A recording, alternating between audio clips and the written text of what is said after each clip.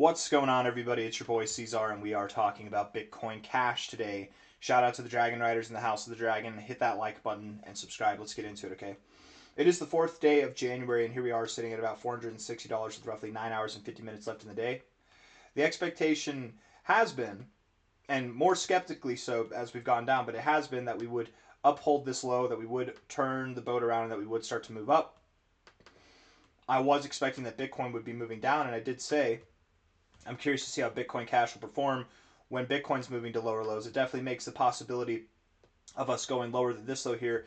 It definitely brings that possibility out. But when we look at the short-term stuff, we really do see some bullish signs. And this is something that we've been identifying for the past few days. Like here on the 1 hour time frame, it kind of seems like you have a nice rounded bottom here. You're getting some volume coming in. Volume is increasing as we're moving up. That's good to see. Beyond just the price structure itself, the RSI is taking on a little bit more of a bullish shape, as are the stochastics, as are the MACD on the 1 hour. The 4 hour is also taking a bullish stance on the stochastics and the RSI as well. There's bullish divergence, a little bit of bullish divergence here as well on all these indicators. So as we're moving down, we are seeing volume die off. As we're moving up, volume's starting to come back a little bit. That's exciting. We don't have a whole lot of volume. This isn't a truly tremendous move as of now. We're up, 9 hours, 10 minutes left, or 9 hours, 50 minutes left in the day. We're up about 3.7%, where Bitcoin's up 4.8%. I would expect Bitcoin Cash, the coin that's been outperforming Bitcoin for the past year, the coin that's been outperforming the majority of altcoins, especially in the top 100 over the past year. I would expect that if Bitcoin's having a field day, the day is saved. We're moving higher, we're going to break out. I would expect Bitcoin Cash would receive that well and likely pump more than Bitcoin. The fact that it's not, it does make me a little bit hesitant, but I don't want to linger on that too long because, again, the main thought here is that we are at some type of double bottom low. We're at this area where we found support before. That's been the expectation, is that we would find support here, right? I made that call at about $460, about where we are now. We dropped down 5%, but I have stuck with that call since. And I did admit that at the worst, we could see a slightly lower low, but that would be, I think, the worst of it. I don't think that we drop too much lower than this low. And I have stuck with the idea that we would see a higher low, not a lower low. At least I believe I have. I'm going to have to watch my video from yesterday. I'm pretty sure I remain skeptical of seeing lower lows still. So I was wrong about Bitcoin, right about Bitcoin Cash, whatever. Doesn't really matter. Right, wrong, doesn't matter. It matters if you're making money, that's all. $460 here, 1 hour time frame looking at the RSI. Very bullish. It's very bullish when you get overbought and you bounce off the overbought zone. Typically, it's very bullish. We don't really have any volume coming in. That's not exciting, unfortunately. Bitcoin is also on its short-term stuff. It's also showing some indications that we are ready to turn around. We're at like these same levels that we have, that we've been at all these highs. That doesn't mean that we're going to see lower lows, but just turn around from here. So Bitcoin Cash very well might be finding resistance here where it found resistance before. You might come down from here for the rest of the day, find support at prior resistance or something like that, and then as the days go, we'll continue to climb. That's the expectation overall, right? Volume's increasing as we're moving up. That's good to see. We're still in this overall range, so we don't really need like spectacular volume. We don't need volume that's like increasing based off of this. We will get that kind of volume. We'll get volume that has a larger spike than this if and when we break through this range here. It is completely possible that today we bust through this range. It is completely possible that today we get to prices that are above these highs. But we probably have to make our move now, or at the very least, if we're consolidating, we don't want to give up too much ground by the end of the day, right? If we're doing something like this or we're moving up, that looks really good. And it's very incriminating that we're going to see some type of a breakout move that not only takes us above this range, but likely back above $500 as well, which would be pretty great. That would be just another moment where we have found support again on this descending trend line that we've been upholding now for months. Should I be focusing on this trend line? No, not this trend line. The one from our all-time history. That one. Hold on, guys.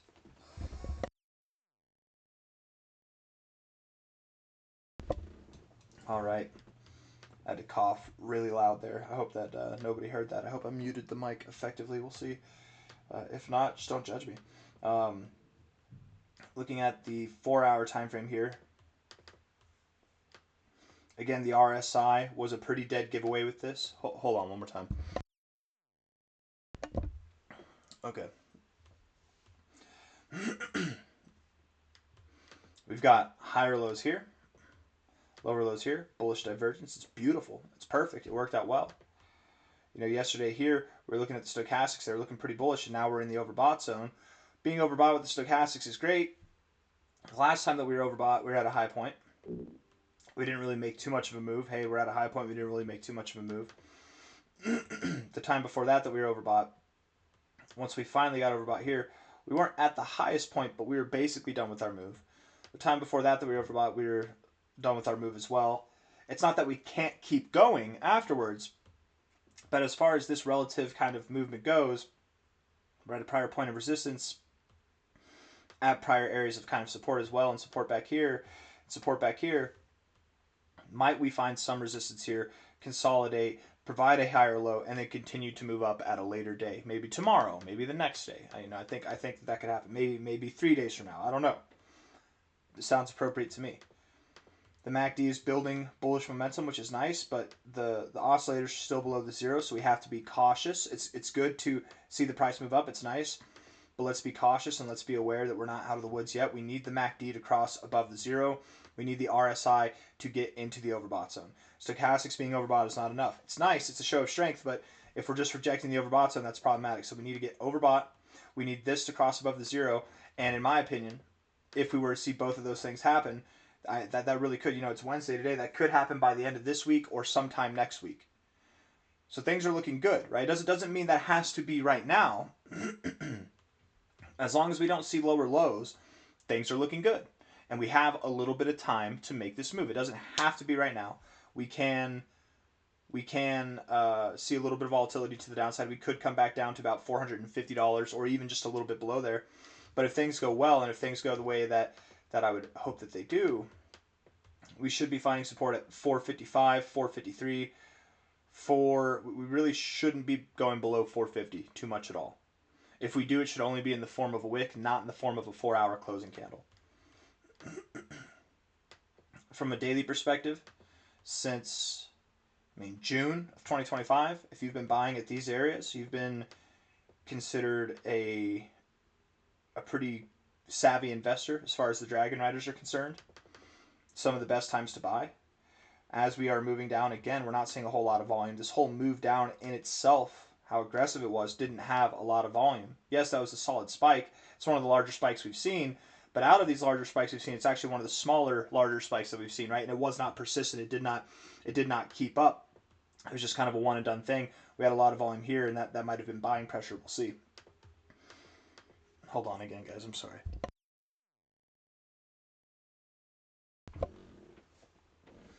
Let's see here. Looking at the daily time frame, RSI with a little bit of a bullish divergence look there. No, that's not what I meant to do. Yeah, we've got higher lows, and we've got lower closing lows. That's bullish divergence on the daily time frame. And it's kind of like a triple bottom. Bitcoin Cash, for a long time now, has found a lot of significance in this area in the RSI. These are where a lot of our major low point areas have been. And we don't get double bottoms. We get triple bottoms. We get these ugly triple bottoms. Ugly triple bottom here, right? We've got this kind of ugly double bottom here, but it could be some form of like a triple, or I wouldn't call it a quadruple bottom, even though there's 1, 2, 3, 4 points, even though we've interacted with this area a lot, because based off of these lows are a little bit lower.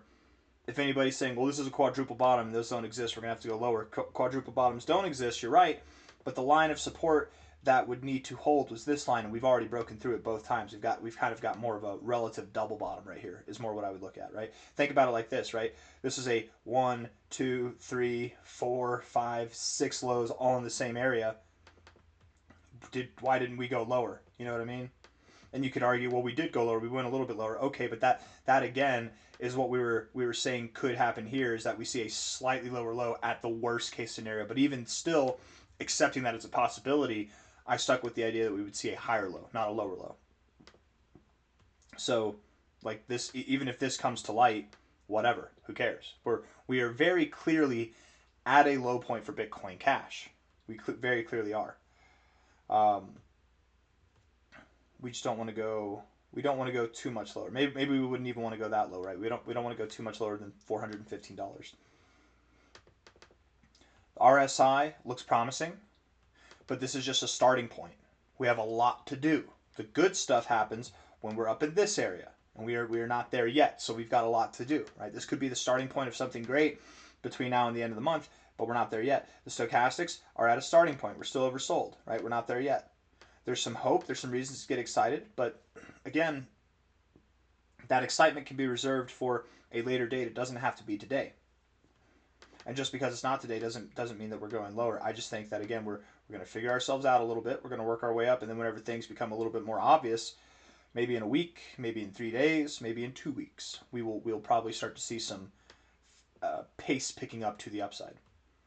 The expectation has been and remains to be, as it has been for months now at this point, for like almost a year, well over half a year, right? Like 8 months. I don't know how long it's been.